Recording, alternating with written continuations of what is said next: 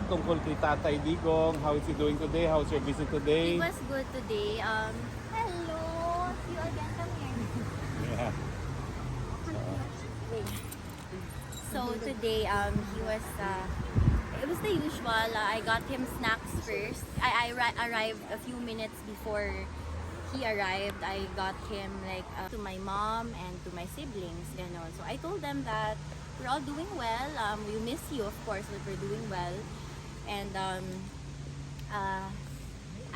then I threw the question back. Okay, how about you? How are you? He said he's fine, and he reassures me that everything is okay because ever since he's had a very stoic and accepting mentality towards everything that's happening. He said nga, because my father, he's a very big believer in fate and destiny. So he said in verbatim, it is written. It is written. So he showed me his palms and he said, it is written. And he gave me also a piece of advice. He said, you know what? It is written sa buhay. Kung anong nasa palad mo, hindi mo yan matatakasan. So you just pray to God that He will not give you so much of a harsh experience in life. So I said yes, ganon. And ayun, he was just munching on some snacks and he really likes the pancake ba yun. Okay. So I thought he was hungry. Like I thought he was, akala ko hindi pa siya nakakain. So parang I was worried. I said, did you eat today? Sabi niya yes naman. He had chicken and rice today. Okay. So he's doing good. He's fine. And for the most part, he was asking about my siblings and his grandchildren.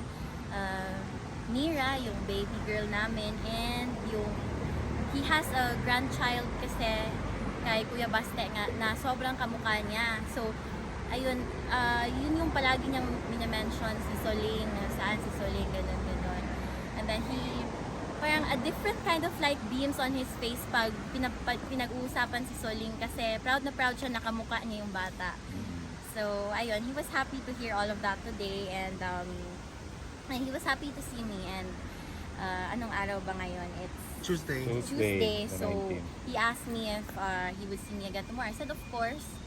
And ayun, that's pretty much it. Yeah. Any chance for Mira and Soling to be able to visit? Of course, yeah. Children are allowed in the detention unit, but of course we have to look at their schedules first because they are children, they are in school, and we don't want them left behind in school.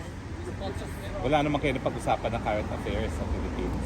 Today, wala eh. I just told him na I forgot kung anong rank yun, top 1 to 3, something, ang Davao City.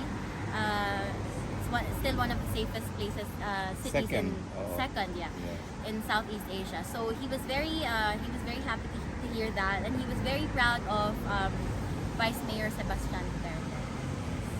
I told him na, oh, you know, si Kuya Baste, he is honoring your work and legacy. So he was smiling from ear to ear when he heard that. Si VP, when do we expect a visit po? Si VP, I don't know pa. I just know that for this month, ano ba ngayon? Wait, I'm August. lost. It's August. I know that we're still arranging all the rotation of visits since it's very hard to, you know, arrange everything since madami kami sa family. So I will still ask them pa rin today. Okay. Yeah. May mga first-timers ba kasi she's on the rush again from the New Yorkers, the first-timers. Nasaan na yung asawa mo? It's Martina, Ah. right? Martina. Sino mga first-timers? Go. Monica. Monica and Martina. Picture, nasaan ang picture? Hi. Sino may camera? Yan. First time daw siya. Oo. Konti lang naman tayo, we can all have our turn. Yeah. 1, 2, 3, go. Smile!